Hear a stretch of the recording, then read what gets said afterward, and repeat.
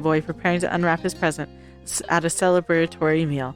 You chuckled imagining that. A soft sigh broke the comfortable silence. It's a pity it's so quiet. I'd have loved there to be some music. Hello everybody, and welcome back to the channel, or welcome to the channel if you're new here. My name is Death by Pony. Today we're hopping back into our life. So without further ado, let's hop in. Excellent, thank you. Together you headed over to the rack, housing the balls where Baxter began to size them up. So they come in different weights. Interesting. He touched a forefinger to his chin, pondering the choice carefully. You picked... I usually pick a medium ball. Not too heavy, not too light. You picked up one of the mid-weight balls that was just right. It was a dark, ebony black. Seeing your choice, Baxter nodded approvingly. Very well. That is a solid option. The best of both worlds, right? Easy to hold, yet will suffice with sufficient weight to give it some momentum. I think it will follow your lead. Baxter picked out an identical ball, flashing you a weary smile. It's even the right color. Now, care to take the first shot? Sure, how about it? How about you start? I'd rather not go first. That's okay. If that's what you want, I'll do it. You give a nod. I'll nod. Marvelous. I'm looking forward to this. Best of luck, James. Mr. Monochrome took a seat on the striking red couch to watch. Him and that couch together almost looked like some kind of modern art display. Can I hit the right button, please? But you weren't at an art gallery. You were at a bowling alley, and he was waiting for you. You eyed the pins at the far end of the lane, engaged to the distance. And a breath in, a breath out, you raised the ball behind you, took a few steps forward, and then swung. Strike. Nice. You knocked a mirror amount of pins down. Well, at least you hit something. Oof. That shot straight together. You know what? I'm terrible at bowling in real life, so let's go. The pins flew all directions. With that satisfying clatter, you were pretty good at this game. All told, it should be a piece of cake. Baxter applauded enthusiastically, his brow raised in admiration. You are incredible. Very well done. An impressive first move. You hit and struck Baxter as well. Though after that initial amazement, he pulled a comically thin expression grimace with all his teeth. I suppose I'd better prepare myself for a total victory on your part. Hadn't you considered going easy on me? He was kidding. Two could play at that game. Not a chance, Baxter. Not a chance. Better buckle up, Baxter. And your turn was over. You took a seat on the fox leather just as Baxter limbered up for his first shot of the game. Alright, then let's see how this goes, shall we? He turned the ball over in his hand a few times, as though it were an alien object. You eventually figured out who was reaching for the holes to put his fingers through. It was more than obvious that he had never so much as touched a bowling ball before. After more fumbling, he managed to work out the grip. Wish me luck. Not one for hesitation, Baxter took a couple large strides, sent the ball rolling. It hurled down the lane straight on at first. Oh dear. You watched the ball curve massively to one side. It reached the end of the lane barely. It clipped the very back corner pin, which fell over right as the ball dropped into the gutter. 1 point for Baxter. He turned to you and grinned playfully. Can you tell this is new to me? What? Really? And here I thought the goal of bowling was to pass the ball through without touching a single pin. If only I'd be a savant. Well, here's hoping I can do a touch better on that. Baxter retrieved his ball and rolled his shoulders, taking form in front of the lane. His brow was furrowed in concentration. He wasn't as hasty as before. He took his time to line up the next shot. 1 step, 2 step, a 3rd step, and release. It shot off like a cannonball, barreling ahead. It still curved slightly at the last moment to knock one of the centering right pins over. 5 more points. Baxter nodded to himself, satisfied at the improvement. Not bad. 60% success is plenty for a first attempt. It's all part of the learning process. I must say, I'm enjoying myself so far. Your turn, James. The game proceeded. You and Baxter settled into a rhythm. You exchanged friendly chatter between frames, and the odd quip moment celebration thrown in. It was a comfortable way to pass the afternoon. In an idle moment, you found yourself wondering more about Baxter again. The two of you would be there for a while, yet, and you felt inclined it wouldn't be too hard to strike up a more in-depth conversation. Pun very much intended. Let's make sure he's single. His laid-back demeanor sharpened around the edges. His eyes were smiling at you. Even if his mouth wasn't, he enjoyed the implication of the question a great deal. If you were asking if he was single, it was obviously because you cared about what the answer might be. His rich brown eyes found yours. I'm unattached. That shouldn't be news to you, though. That was true enough ever since he first introduced to Cove and you. When he arrived, Sunset Bird Baxter had been open about the fact that he was absolutely extremely available. So? And how about you? There's no special someone in your life at the moment? Yeah, single here too. Oh, I see. Have you dated before? Sorry, I was embarrassed to talk about. So who's your first crush? Thanks for telling me you didn't need any more details. Have you ever dated before? He answered you without missing a single beat. I have. Nothing long-term, you understand. I haven't suffered any tremendous heartaches as of yet. Being single comes very naturally to me. And besides, I don't think I'm even old enough for anything to have truly qualified as long-term. Well. But I've certainly had some experience, let's put it that way. He tittered innocently at his apparent double entendre. Glad love hasn't been too hard on you. Me too. Having said his piece, his expression dimmed, his eyes wandered lazily away. So who was your first crush? You knew that this question was coming out of the blue, but you were curious, and since you were on the topic of romance anyway, if not now, then when? He scratched his neck, thoughtfully trying to recall a memory. A very interesting question. It can be hard to put an exact date in time to emotion, but say that I was a bit of a late bloomer. I didn't develop a soft spot for anyone until I was around 12. Some people I knew had their first crush years before that. But there was another kid who would attend the same dance hall that I did, though we practically totally different disciplines. It was naturally there for ballroom, they were ballet dancer. But that's something of the past. In truth, when it comes to attraction, I find discussion on planes that are still aligned to be more worthwhile. And with that, it was the end of his story, as sparse as it was. Anyway, that's enough about me. Your turn, James. What do you think? I know we spoke about dating before, but who did your feel your first connection with? Was there anybody? It was someone I know from around here. Honestly, it was a celebrity. It was someone from school. You wouldn't know what I mean. Someone from around here. Derek, Miranda, Terry, Shlo, Jeremy, Cliff Holden, Kyra Priest, Mr. Swarus, Miss Swarus. Okay. You have a very important decision to make. You could pick Derek. Miranda, Terry, Shlo, too young. Jeremy, I punched the man. Cliff Holden or Kyra, those would be interesting. Miss Wars and Mr. Swarus and Miss Wars, not so much. So we have a very important decision to make. We did say she was pretty, we did say he was pretty, but we made a pact with him. But when we did it, if I remember correctly, for this one, we were friends. I didn't go for a romantic pursuit. You know what? We're going to make this interesting.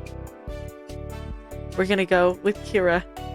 Technically speaking, Kira wasn't actually from the area, but she visited often enough, and you got so used to seeing her around that she almost felt like a local.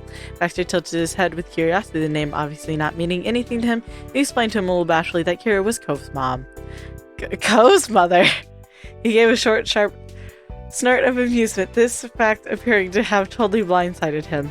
Oh, now that is rather cute. Cove's mother, huh? I suppose there's a degree of charm that comes with maturity. And does Cove know that you used to have a crush on his mother? Yes. No. Absolutely no. You know what? We're going to go with yes. I told him one time after school. Baxter nodded as if that made perfect sense. He seemed like the kind of person you could tell anything to. Yeah, he kept it a secret, but thought it was unbelievable. I think he tried to forget I told him. Also fair. Sorry if it's embarrassing to talk about. Thank you for telling me. You're welcome. Don't mention it. You're most welcome, James. It was a filling discussion, all told. I feel like we know each other a lot better now, wouldn't you say? His eyes said more than his words did, and both were saying an awful lot. You met his gaze with a cheeky smile of your own. Two could play at that game. In what felt like no time at all, you arrived at the final frame of the match and glanced up at the scoreboard. You were ahead by a wide margin and had been since the game started. Your round had pretty much all been strikes and spares. Baxter, meanwhile, contented himself with avoiding the gutter. Although he didn't manage every turn. Still, the big gap in score didn't dampen his fun. You finished your final frame, and with 3 consecutive strikes, Baxter whistled through his teeth. Some people in nearby lanes even applauded politely at the spectacle. Baxter took a far different approach to his last chance. He had nothing to lose after all. The game had been long since lost already. So he attempted the bowl with his back turned. The ball made it onto the lane, rolling straight to and right down the drain it went. Baxter merely laughed. I finished as I began, in the gutter. Then Baxter came over and offered you his hand to shake, the very model of sporting behavior. You took it. He fought hard until the end. You waved at him. It was all good. Baxter grasped your hand firmly, and 2 of you shook, and he grinned. Thank you for the game, James. I had a lot of fun. I tried my best, but you got the better of me in the end. Congratulations. You did great for your first try. Better luck next time. I am the champion. It's me. It was a good time. You smiled simply. You did good for a first try. You're too kind. It really seemed as though he was happy to have played it all, but never mind that he didn't win. The joy of new experience was what mattered to Baxter in the end. The game reaching its conclusion, you wandered over to the main counter to return your rental shoes. You sightseeing bowling adventure was finished. As you left the building, Baxter was quiet. He must have had something on his mind. He lifted his face to the twilight sky, then met your eyes. Well, we had our fun, and the day is getting short on time. I suppose we could return to the neighborhood now. That was a question, not a statement. Baxter touched his chin in contemplation. He had struck you as altogether thrilled by the idea, and coincidentally said that exact thing aloud. To be honest, to tell the truth, I'd be disappointed to go home. Would it be asking too much for this to last a little while longer? I'm not sure about you, but after the thrill of our bowling match, I've become rather hungry. Could I treat you to dinner? At least we could attend a meal together. Now that Baxter had mentioned it, you realized your stomach was totally empty. You'd been out and about for hours. Honestly, I'm starved. Even the bowling balls were starting to look appetizing back there. The prospect of having more opportunity to hang out lightened Baxter's already chipper mood. That's excellent. He furrowed his brow in thought, tapping his forefinger to his cheek. His attention drifted away from yours as he cast his mind around for ideas. Something caught his fancy. Eventually, his eyes narrowed. The corner of his mouth rolled upwards. That could work. It's ideal, even. Care to share your idea with the audience? His gaze swept back to you, and he grinned wholeheartedly. So far today, we focused on locations that were new to one or both of us. That all began good fun, but it may be nice to end our little outing on a different note. Perhaps you see where I'm going with this? He tilted his head playfully, giving a smile. Even more of a bend, Baxter was nudging you in the right direction. For a meal, we could go somewhere that's familiar. I'm sure you can think of a suitable place. Somewhere you've both been before. Oh wait, of course, there was a perfect venue for an evening meal. One he and you were both very familiar with. Oh, you mean the Cypress? The country club where you'd first met all those years ago. It was exactly the kind of place Baxter would prefer. He beamed, relieved that you had caught on. Bravo. Exactly. If that's agreeable with you as well, I can take us there right now. Yeah, I'd like that. Having settled on a place to eat, Baxter led you to his car with a spring in his step. The prospect of a jaunt to the Cypress obviously delighted him. You sped towards the general direction of Sunset Bird in the midst of its namesake period of day. The faint wisps of clouds overhead were painted in pale orange. When you pulled up to the country club, the sun was hanging behind the trees lined with golf course. You were led to the recognizable dining area right away by a host, where a table or two was nestled in a quiet corner. He passed your menus and excused himself. A woman in handsome waistcoat and jacket was beginning to light candles for the coming night. She paused at that to attend to the new guest. Good evening. I'll get your water immediately. Is there anything else I can bring? Good evening to you. One moment. James, I'm familiar with their offerings, but would you like to order now? Yes, please. You'd mentally gone over what you wanted on the drive. Baxter smiled sweetly at the waitress, who readied a notepad to take your orders. It got sorted shortly, and she took her leave. After that, there was nothing to do but make yourselves comfortable. It felt nice to have some time to relax. You reclined your chair, stretching your legs and idly peering around. You'd come at a good time. It was the middle of the week and earlier in the evening, then many people would go out for dinner. As it was, you had the entire place to yourselves. Baxter shifted in his seat, the wicker creaked quietly, resting an arm casually over the back of it. The bag with his souvenir was sitting to one side of the table in front of him. He had brought it from the car. He must be intending to open it here. It looked like he was a birthday boy preparing to unwrap his present at a celebratory meal. You chuckled imagining that. A soft sigh broke the comfortable silence. It's a pity it's so quiet. I'd have loved there to be some music. He flashed you a lopsided grin. Or dancing, even. That's asking too much, I know. However, when I visited the Cypress, either here or home, it's livelier than this. Such a shame that I suppose they can't have a soiree every night. Yeah, it's too bad we didn't get to dance last time either. So I find it hard to believe that this is where we first met. You smiled sympathetically. Understandable. It really was a tragedy, wasn't it? That would have made for a special occasion indeed. Well, even more special, I suppose I should say. The fact that we met there at all is hard enough to believe. I can't contend myself with that, though. He threaded his fingers through his hair and laughed softly, as if struck again by the absurdity of it all. In times such as these, where it feels as though you're close to something magical, wouldn't you say? The fingers of fate reached through time to touch the strings of our lives. It could have been so easily never happened that what I find strange, a few choices made differently, and we might have never have even crossed paths at all. He shuddered dramatically at the prospect, chilled him despite the summer warmth. It doesn't bear thinking about.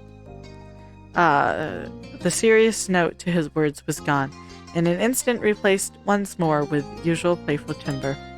He struck a thoughtful smile, resting his chin in his hands, and then peeked at you shyly from the corner of his eyes.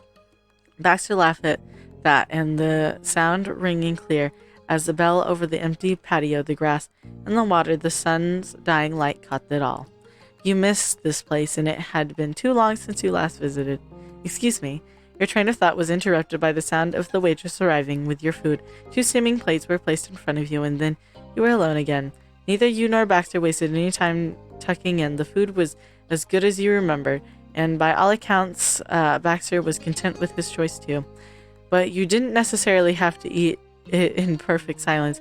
You searched for a topic of conversation. What's his family like? Baxter straightened up properly. He'd guessed you'd ask this sooner or later. Honestly. It's not the most exciting story all told. My immediately family consists of my mother, my father, and myself.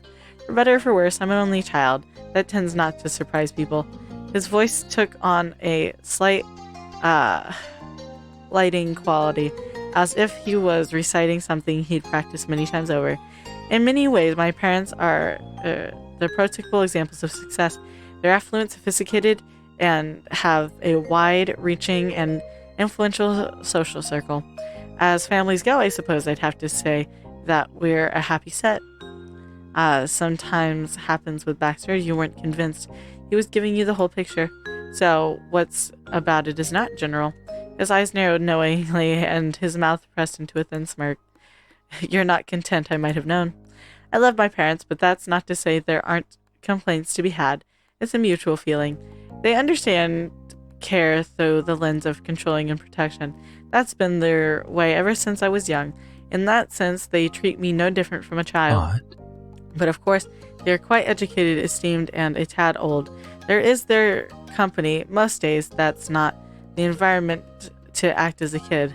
That meant I've always been expected to behave with the maturity of someone their own age and perhaps even older somehow.